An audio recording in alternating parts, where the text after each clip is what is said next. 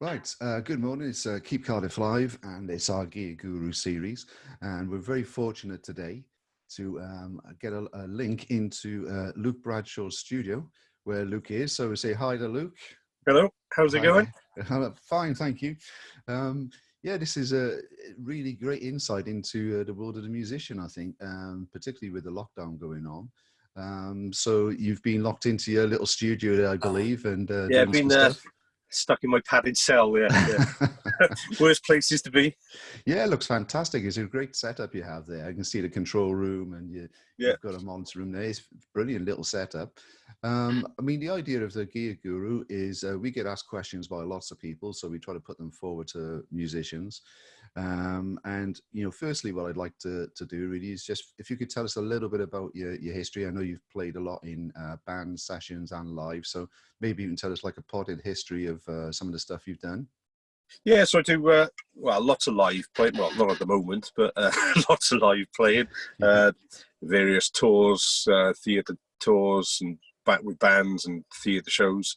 And obviously got the studio here, which I do lots of recording work in, commissioned work sometimes, or my own music or my own recording. So yeah, in a nutshell, that's about it.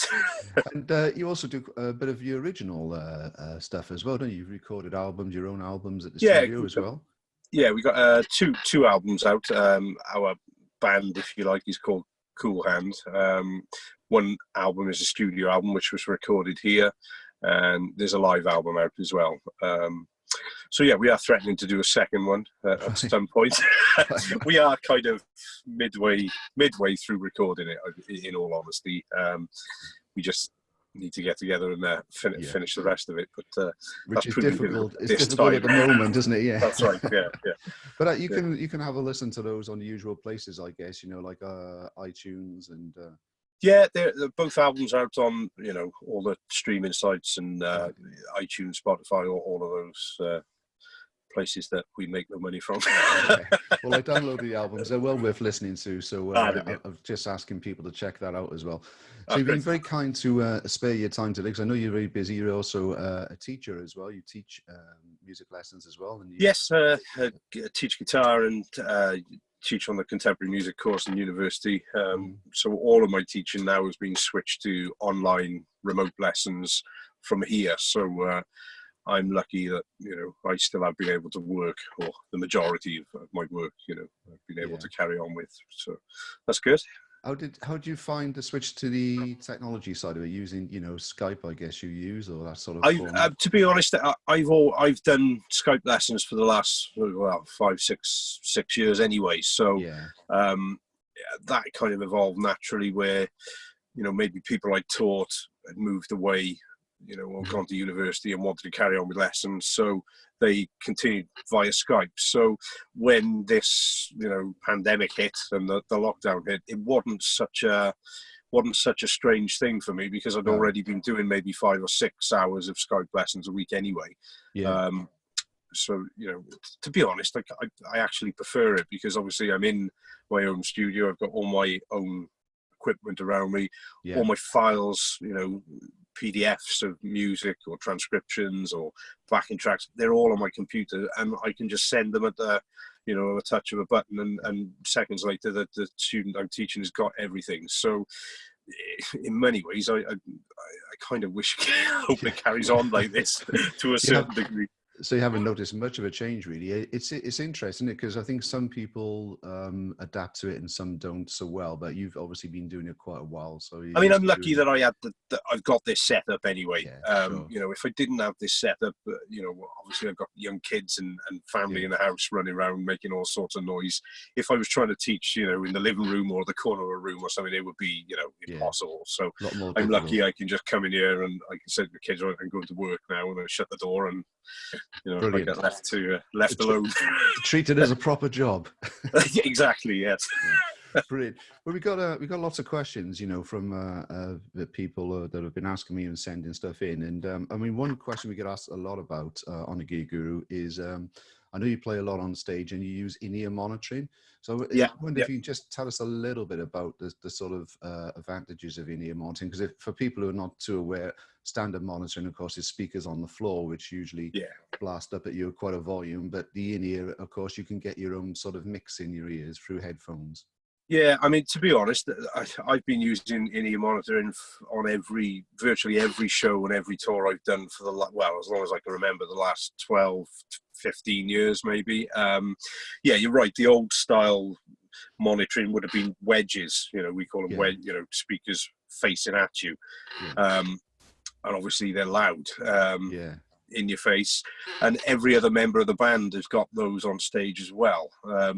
Now, the downside of that is the guy who's mixing out front, you know, the out front sound, is fighting all the noise on stage, you know, all the volume of these wedges. And generally speaking, as the tour goes on, those wedges tend to get louder and louder and louder as the weeks go on. So, so it's really difficult for the guy doing front of house sound to get a nice, balanced, clear sound. Because of the sheer volume of stuff on stage. So certainly when we grow up with the Ultimate Classic Rock Show, it's called a silent stage. So there's no speakers on stage at all. The only things that are making sound on stage are the drums, which we've got like a drum plexi screen which screens those off. Now obviously you have to make the drums silent, but it does make a hell of a difference when you're stood in front of them, and more importantly, it stops the drums piling down the vocal mics or any open mics on stage. So again, it helps the front of house sound guy control the sound. So in terms of being able to do in-ear monitoring properly, you've got to find some way of getting your guitar sounds and keyboard sound and bass sounds to front of house, to the PA. So to do it properly, I mean, I've got well, you can see this rack here. This is my preamp. If you can just explain a little bit about that setup, that'd be brilliant. Well, this is my amp really. It's a Mesa Boogie Triaxis, which is all valve, and it basically it's got every Mesa Boogie model from Mark 1, Mark 2, Mark 3, Mark 4 up to the rectifiers in. Fully programmable, is fully valve, and you can store up to like 100 odd different patches on there. Everything is changeable in real time. So that is effectively my amp. I do have a power amp and speakers, obviously, for gigs that aren't, you know, silent stage or you do need speakers on. But I keep that in a separate rack because anybody that's got a Mesa Boogie power amp knows how heavy they are. Yeah. So I was just going to say that, having had a Mark IV Mesa Boogie and only having a hernia carrying the thing around, they weigh a ton. Yeah, it sounds like a good idea to have it just on a little rack like that. Brilliant. Yeah. So this is the power amp I keep separate in a little 2U rack, and obviously I've got two 1x12 speaker cabs which have got, from memory, the vintage Celestians in them, which I find quite warm and creamy. But really, I tend not to take these out because all the tours I'm doing are a silent stage. So going back to the in-ear monitoring, this generates my guitar sound. This is just the effects, the TC effect unit, reverb, delay, chorus, that kind of thing. Now that signal gets sent, I don't know if you can see them, but on the top there, I've got two Palmer speaker simulators. Okay. The reason I've got two is because this setup runs in stereo, so you've got a left and right going out. They go into, each side goes into those Palmer speaker sims, and the idea is they simulate a real live speaker cab. Right. And they're really good. They do sound like you've got a 4x12 on stage with you. But without having to carry one or deal with the volume that they chuck out. Sounds a great advantage, Yeah. So, and then the sound then gets sent directly to front of house. Right. So the mixing desk at the front of house. Now, where the in-ear monitors come into play then, normally the front of house engineer would send, or the monitor engineer would send that signal back to you, and you'd have them in wedges coming back at you on stage.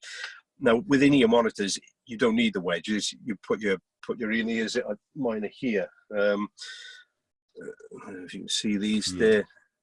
well, the ones I use are ACS. They're custom molded in ears.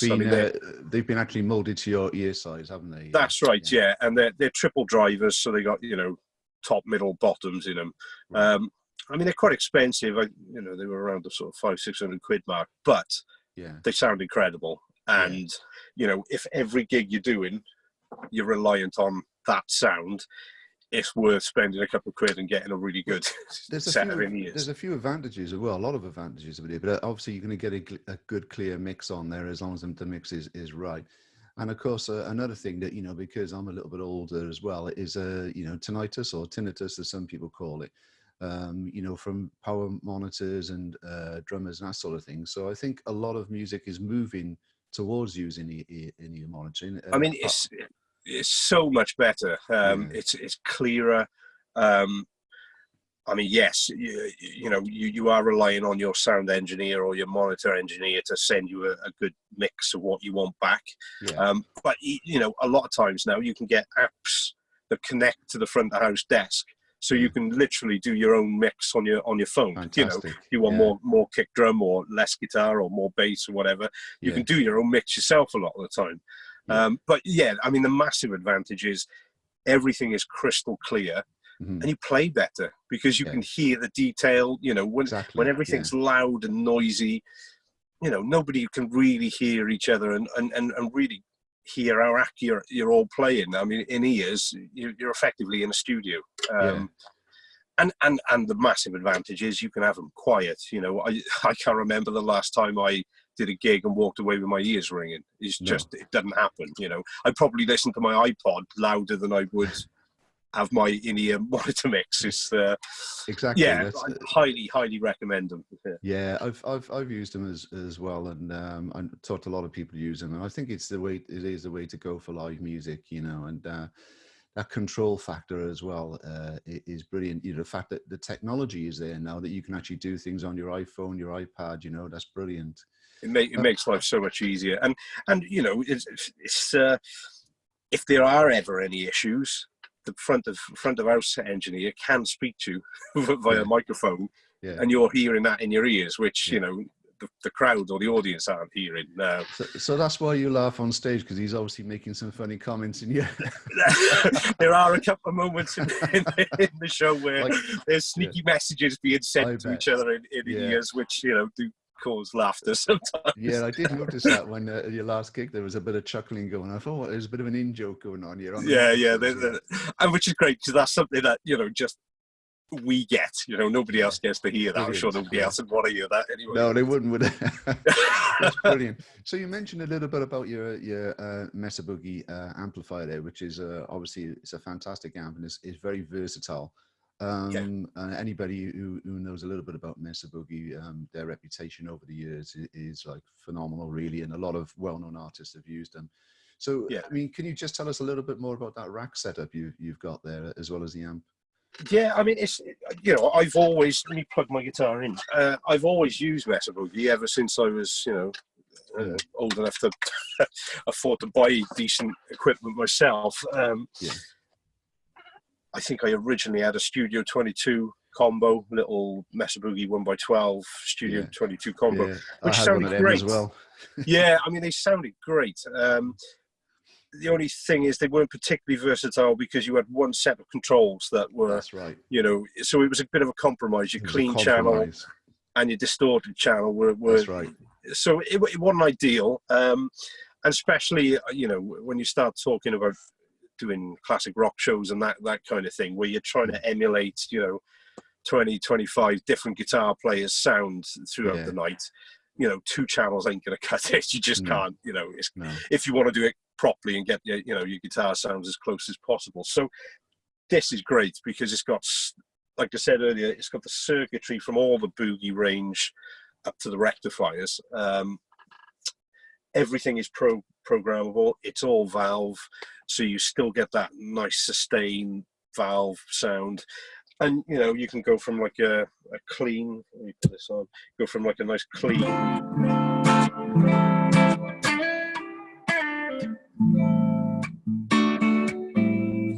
to more of a, Well, I mean, if I run through my generic patches for you, I mean, this is just a generic sort of clean sound that I tend to use for rhythm stuff. Great. I mean, there's not much on that in terms of effects. So there's a bit of reverb on there, and there's a tiny bit of delay on there. Right. That's about it. My guitar signal, I don't know if you can see my pedal board from there, but I'll cut in maybe a bit of footage of the pedal board later. But okay, the guitar goes into a volume pedal. My pedal board is really basic. It's got the foot controller on for the rack, which is the main thing I use. But the guitar goes into a volume pedal and out to the volume pedal into an SP exotic compressor. That makes a huge difference to the sound, I think. Right. Yeah. It gives you that sustain and a nice fat warm sound, and into a wah pedal, and that's pretty much it. I have got a boost pedal that is on the board. To be honest, I only ever use that as a bit of a problem solver when I mainly use my PRSs live, which are humbuckers. Yeah. But there is a switch on there that will activate the middle pickup and turn them into single coils. Now, obviously, when you do that, the output volume drops. Right. So to save me programming a whole load of other patches, when I'm using single coils on this, or if I use one of my Strats with single coils, I just pop the boost button on. Yeah. With a boost of about 6 dB, and that brings it back up to the same volume as the PRS. So it just saves me programming a load of other patches, really. Yeah, I mean, a couple of things I learned in my basic knowledge through programming my system and stuff is the compressor is really, really important, as you said. And also the boost. I mean, one of the tricks that I do is just use an EQ and just put it up a couple of dB. All in line, so you're not actually you're boosting all the frequencies, but just a slight bit to give you that extra boost, Yeah, I do sometimes find as well, if you boost for guitar, if I'm recording, I tend to put a tiny little bump around the 3K mark for guitar. Yeah. Which is kind of the nice frequency the guitar sits in, that kind of pokes through a mix nicely. Right. Without having to push the overall volume and the faders up. So it's a good around that 3K mark just gives you a little lift, enough for the guitar to poke through the mix without it, swamping everything else. So. Yeah, it's a good little tip to know. Sorry, if I go back to the patches, sure. That was my sort of generic clean. I've got another clean patch which has got a bit more chorus on and reverb on, so it's a wetter patch, kind of. Nice.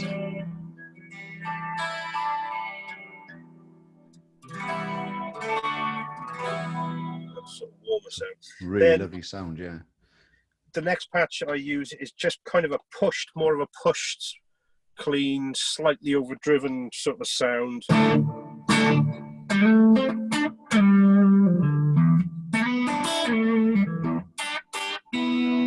Nothing too filthy, more of a sort of bluesy. That works really well on the single coil tap as well, so you've got that kind of...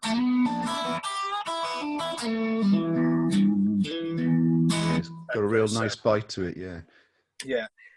My next patch is more of a generic sort of overdriven, crunchy kind of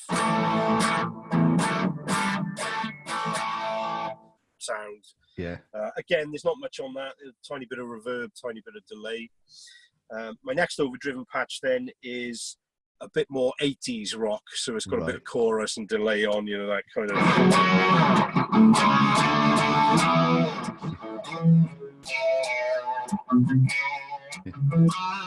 that kind of bigger 80s rock. Guess who there? yeah. So they're kind of my generic rhythm patches, really. I don't really tend to... Those sort of 5 patches get me through most rhythm songs. I mean, onto the solo patches again then. These are the patches that I use for the lead sounds. The first one, again, is quite a subtle, sort of overdriven...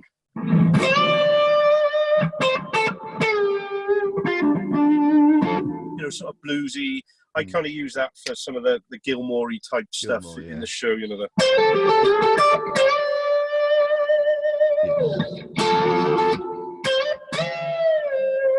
that kind of... Yeah, it's a great sound. Not quite clean, but not distorted. loads of sustain on it. You know, the notes will keep ringing till the cows come in.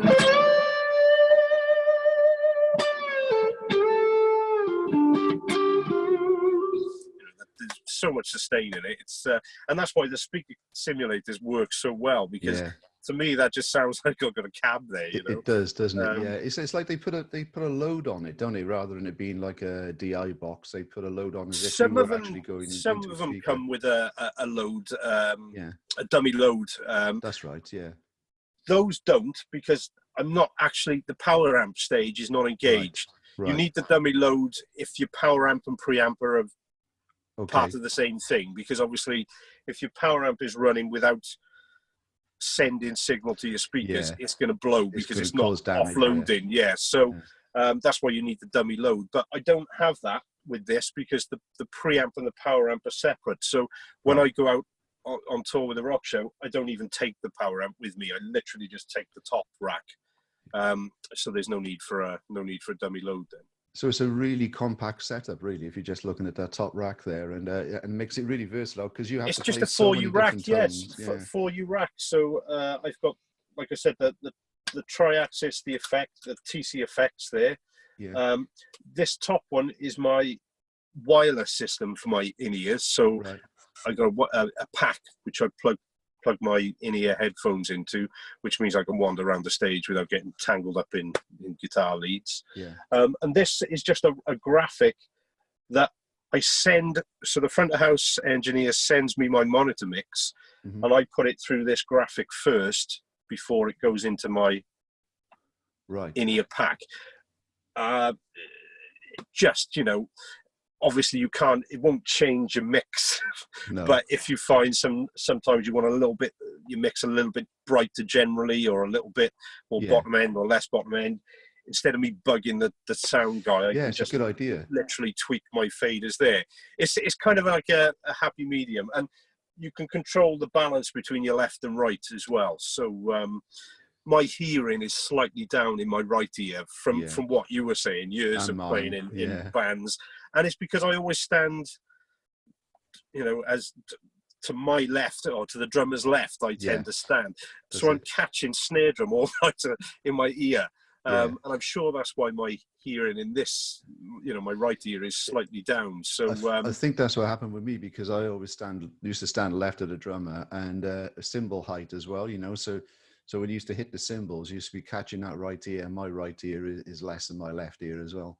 Yeah, I think a snare drum hit is something crazy. You know, decibel reading is louder than a jet engine, obviously for a split second or millisecond, but it is crazy loud. So so it's good to be able to slightly adjust your left and right balance.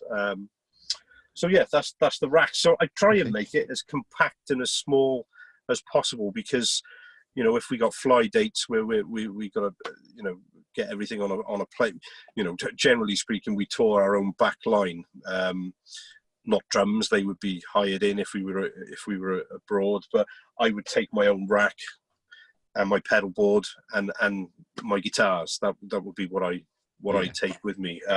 So we're not having to fly big amps or hire in amps or anything like that when we get there. So I try and keep it as compact and as neat and small as possible, because I've got to carry it. That's definitely something to think about. Definitely carry the gear around. But I mean, the compactness, I mean, it seems to be the technology now has moved forward that you can get great sounds. I mean, I think it was a very valid point you said there as well. I mean, I think a lot of people, when they're trying out, they try to have hundreds and hundreds of sounds on their effects boards and stuff. Well, really, you probably only need about 5 or 6 sounds and maybe a couple of effects buttons you can knock in and out, and you've pretty much covered most of the sounds that you want. Yeah, I think that's a mistake a lot of guitar players make, is they just pile their sound in effects, whether that's because, you know, their initial guitar sound is lacking, so they're trying to compensate by, you know, piling effects on, or maybe because they think it sounds good. But you know, once you've got your core guitar sound good, you know, so your dry amp sound, most guitar players wouldn't want to kind of color it too much with effects anyway. It's you know, you pay all that money to get a really good amp sound, and then you pile a load of effects on it, and it kind of it could end up sounding like £100, you know, cheap amp. So I do tend to use effects sparingly, but that's, you know, that's through choice. I mean, some tracks, where, you know, particularly in the rock show, you have to pile on the effects a little bit more to, you know, if you're trying to copy a certain guitar player style, that's it. So yeah, I got a couple of other lead patches I can show you. This one is a slightly more overdriven solo patch, but more of a Gary Moore kind of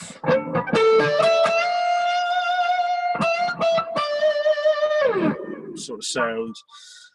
This is a more processed, again, more of a processed 80s sort of.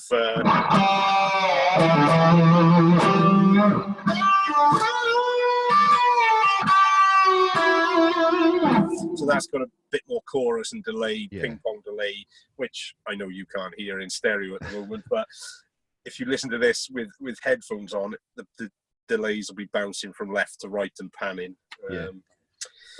And then I got a couple of specific patches I use then for specific songs, like in the set. So I got a brick in the wall sort of patch, that delay.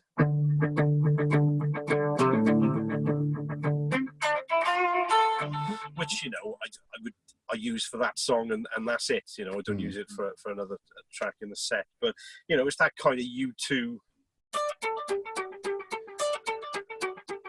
you know, whatever it is, 380 milliseconds kind of delay sound that gives you that Gilmour, The Edge kind of delay sound. So yeah, that's pretty much it, really. It's pretty straightforward. Again, I've got the wah pedal that I can kick in if and when I need to on any of the patches. I do use a mouth box as well, which is on my, I don't know if you can see it, it's on my pedal board there. I always get questions about the mouth box. You know, loads of people always ask me about the mouth box. I haven't actually got the tube in at the moment, but it's basically a high-powered speaker in a metal box, and that sound, you know, when you turn it on, your normal guitar sound cuts out, and your guitar goes into this high-powered speaker in the metal box, which goes up a tube into my mouth. And then just by changing the shape of your mouth, that kind of thing with the tube, the sound is in your mouth and you're changing the shape of your mouth and it's going back into a microphone. And it's kind of got that unique sort of talk box guitar sort of sound. Again, sort of, I only use that on one song in the set. You know, we do Joe Walsh. Joe Walsh, Peter Frampton. Peter Frampton is another one, But having used one of them, it does vibrate your teeth around a bit, doesn't it? Yeah, I mean, the old ones really were high-powered, and you know, I think people did have problems with teeth and stuff. But I've got a relatively newer one, so they're nowhere near as high-powered as they used to be. So it's a bit more sensible when you. When you say that, I wouldn't want to use it for the whole night. No, not really. No, you might have some teeth problems. But right.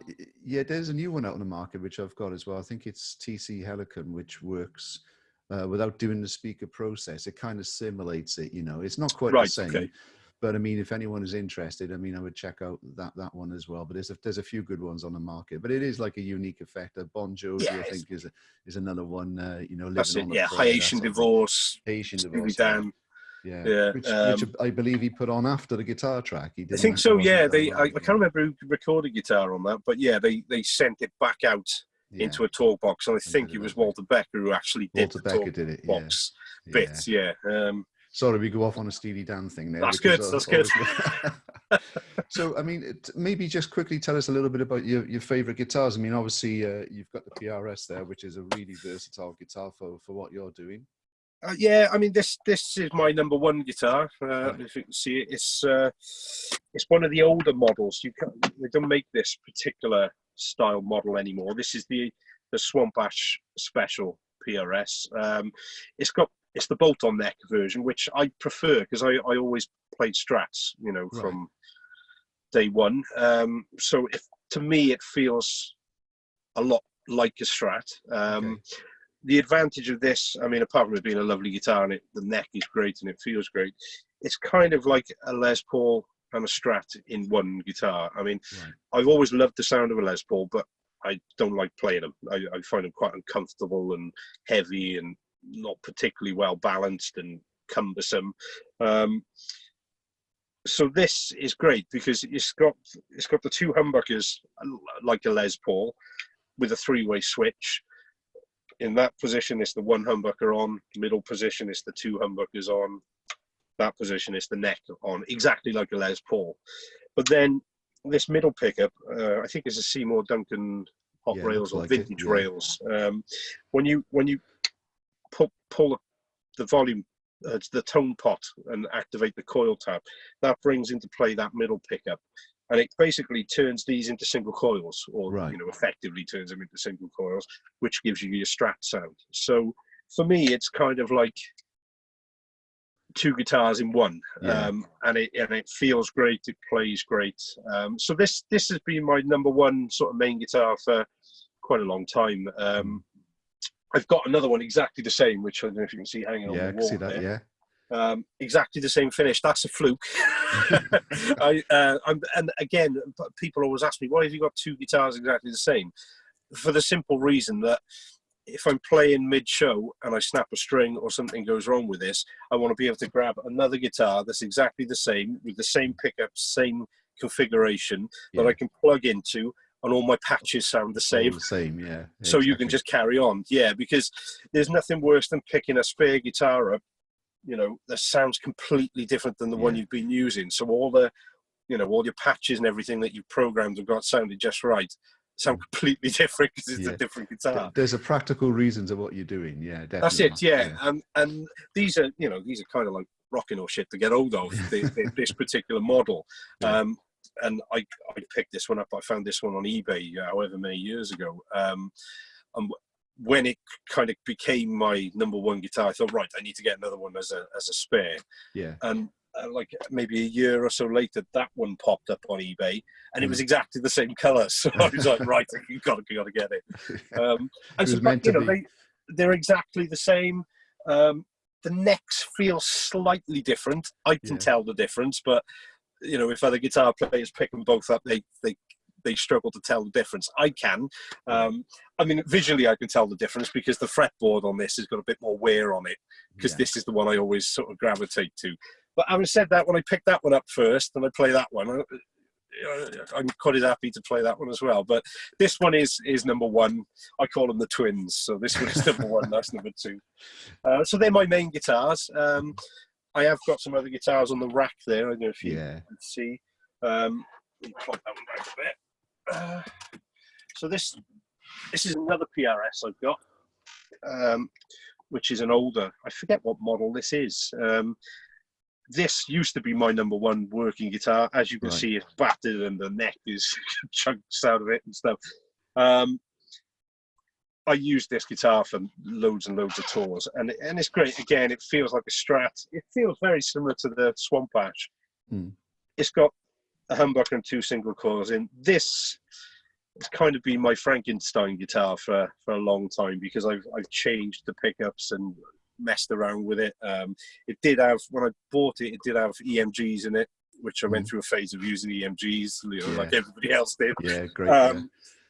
Which they are great pickups, but they're noiseless, which is the benefit of them. But they do sound a bit clinical, a bit sort of sterile. A bit too sterile, So I've gone back to more passive pickups. I think the pickups in this at the moment are Seymour Duncan's, the Dave Gilmour SSL 5, I think it is, in the neck. I think Gilmour uses that in the bridge, but I use it in the neck. Right. Same in the middle, and whatever model Seymour Duncan humbucker that is in the bridge. Again, it's got a coil tap switch on it, but it sounds more Stratty this than the other PRSs. So I use it for that sort of sound. What else have I got here? This Strat. I love this Strat. And again, this is a parts caster. I put this together myself. I have the body lying around for years. I bought the body because I loved the colour. I think it was a limited edition colour they did, Fender did. But for whatever reason, I think I just seen the body advertised for sale. And then a couple of years later, an American neck came up, on eBay. So they're right, I'll buy the neck. The neck came, and I found the neck quite chunky. It wasn't quite what I was looking for. So I ended up using that neck on a different guitar, which I'll show you in a second. And then I ordered a different American USA neck, which is this one, and it feels great. It feels lovely. Nice looking Strat. Yeah, I put it together. I blocked the trem up on this one, just because I play different when I haven't got a trem arm to mess around with. So I thought, right, I'll block the trem up. These, I think, are the what's the Stevie Ray Vaughan pickups, like the Texas Special pickups, Texas Specials, Fender Texas Specials. So they're a bit overwound pickups, basically. So they're a bit hotter than the standard, sort of American Strat pickups. Apart from that, it's a Strat, but it sounds great. I love the feel of it. I use this quite a lot, to be honest. Not so much for live, but just for recording and just for general sort of playing. Yeah. So that's that one. So the neck that I was talking about earlier that I ordered for that originally is this neck. Right. So again, this is another guitar I sort of put together myself. Bought the bits, standard Sunburst body. I think they were the Van Zandt pickups. Yeah, I remember those. Back in the 90s, I think. I don't know if they were related to Stevie Van Zandt. No, I'm not sure, but that I think family. I'm not sure, to be honest. They were Texas, I think, weren't they? They were American pickup, from what I remember. Yeah, again, they're kind of hotter, slightly overwound, hotter pickups than your standard sort of US pickups. But this guitar, the reason I used the neck on this guitar is because I set this guitar up in open tuning for slide. So for me, the neck thickness isn't so critical on this because I'm playing slide on it. I think at the moment it's set up in open E.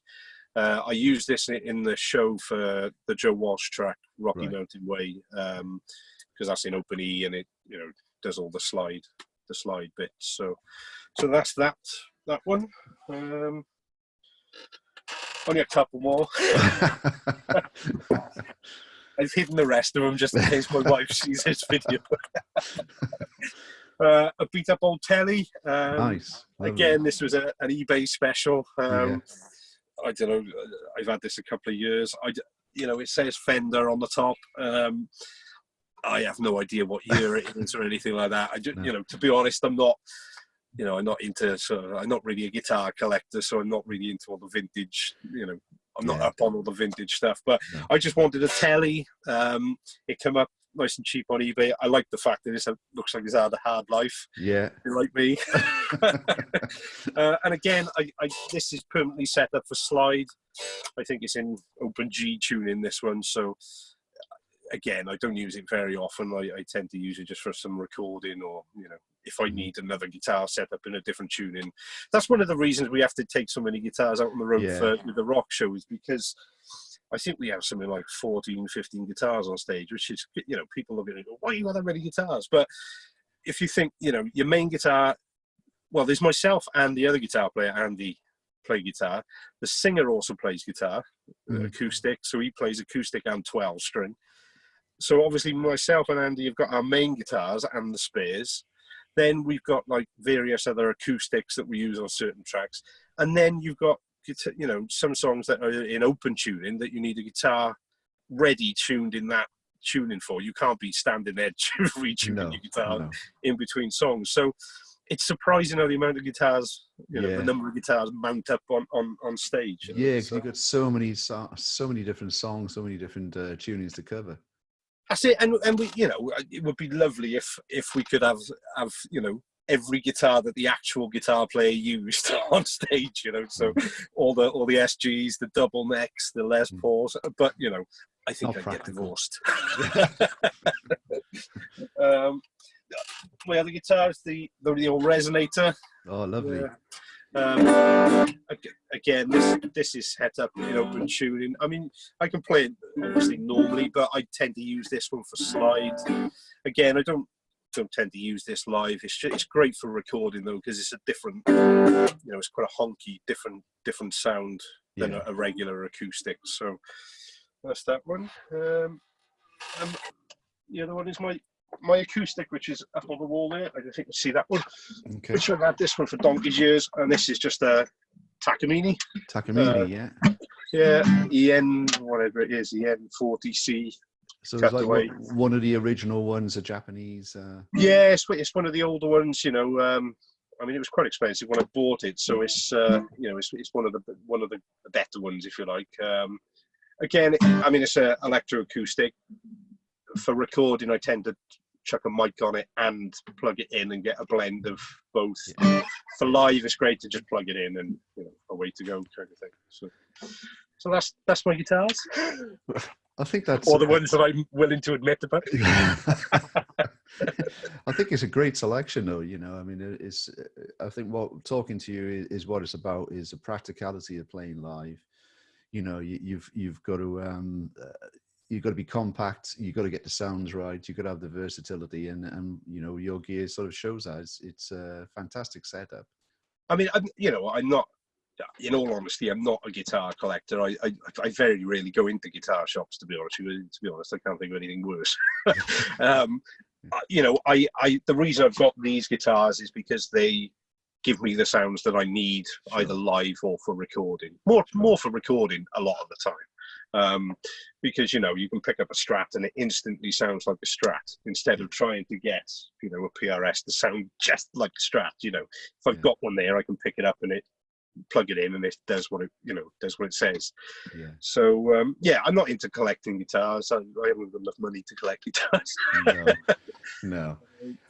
I think one of the things that people have to think of as well with guitars. I mean, you've got to maintain them as well. You put sets of strings on them. It's an expensive business if you've got a lot of guitars to do that. It is, yeah.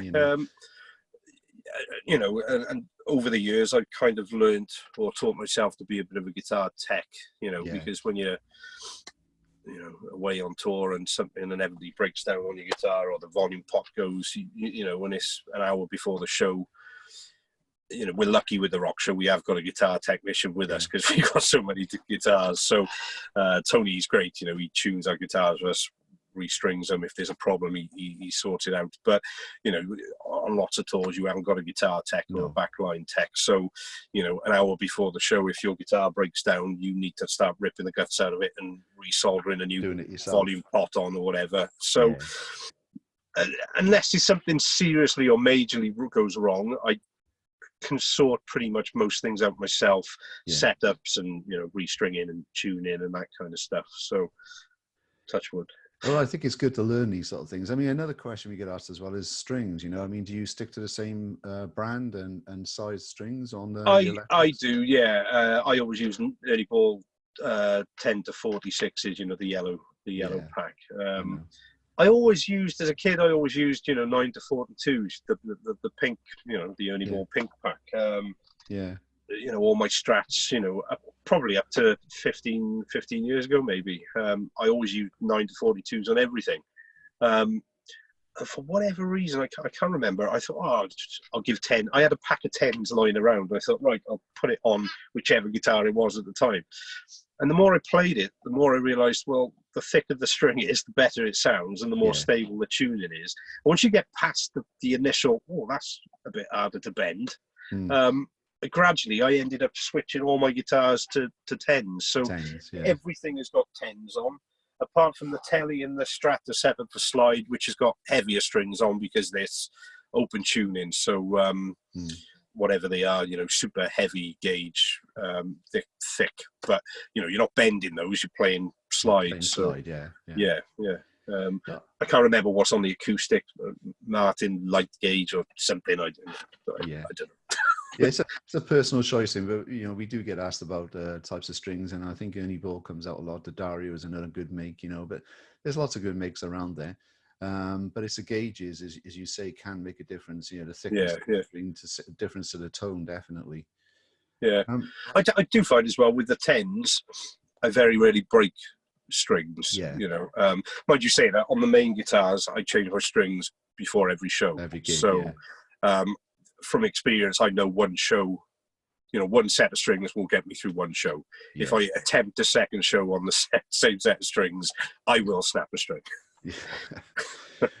Well, I think we've virtually covered everything now. Luke, it's been good. Yeah, it's been really, really good talking to you, and thanks for inviting us to the studio. We just got a couple of silly questions, which we always get asked at the end. Fire away. Silly. Well, I mean, obviously you've been on the road a little bit. So, what's your favourite meal on the road? Oh, meal. See, it's got to be curry or steak, isn't it? After a show, but curry or steak or a couple of beers is. Okay, now you've said curry, I've got to ask, is that going to be a hot curry or is it going to be a mild curry? Jalfrezi is normally chicken jalfrezi is normally my dish of choice. You never quite know what you're going to get with a jalfrezi, though. Sometimes they leave the peppers whole, sometimes they chop them up and disguise them, so it's a bit of a lottery. Yeah, but it's the king of guitarist curries, I think, the jalfrezi. Yeah, it can't beat the jalfrezi. And the other one I got asked was your favourite chocolate bar. Oh, I got asked this in an interview before. Whisper. Cadbury's Whisper. Yeah, you got to be careful with that old joke about Whisper melting in your pocket, isn't it, or whatever? Yeah, but I think there was another question I was going to ask, another silly question I was going to ask, but it's gone completely on my head at the moment. But we do genuinely get asked these by people, and I think they are interested to your lifestyle. The other thing was if you're going to watch any films or music films, so what would be your favorite music spoof film? Like comedy spoof film, you mean? Well, it's got to be Spinal Tap, hasn't it? Spinal Tap, I think that comes out as quite high on most people's. And I think the final one, if you just had to take one album, which is like the most difficult question ever, and it can Desert Island. It can be a compilation album, that's cheeky. or it could be a thick album, so you can use it as an oar in a boat or something like that, or a sun hat or something. But if you just had to take one album with you, what would it be? Oh, that's so tough. Because it's a real tough one. I've got stock albums, favorite albums, bands that I gravitate to depending on what mood I'm in. Is there one that you keep coming back to over all the years? There's so many. Steely Dan, Pink Floyd, Toto. Wish You Were Here. Pink Floyd. There we go. If I had to pick one under pressure, Wish You Were Here, because it still sounds fresh to me when I put that on, and it sounds like a cliche, but as soon as that first synth chord starts on the start to shine on, I'm just transported somewhere else, and I stay in that somewhere else for the duration of the album. I tend to, because it's quite a short album, short albums are short then. When it gets to the end, I normally listen to it again. So that would be my album of choice. Yeah, it's a good answer. It's a real tough question, but I think if you choose that one album that takes you somewhere else or whatever, then that is a special album. Yeah. Well, thanks for that, Luke. It's been fantastic talking to you, and really appreciate you sparing the time. I know you're busy. Oh, thank you. Thank you for having me. I mean, if people want to check out what Luke does, it is a tuition page, his Facebook page, his website, all the details we'll put up online anyway. And Luke is also on our tuition page as well. So if you would like a lesson with Luke, you can always get in touch with him, and he does, as he's mentioned before, Skype lessons, and it's well worth spending a bit of time with Luke. He's a very knowledgeable player and a lot of experience. So thank you once again, Luke, for your time today. It's been really enjoyable. Cheers, mate. Take care. See you soon. Cheers. Well, there we go.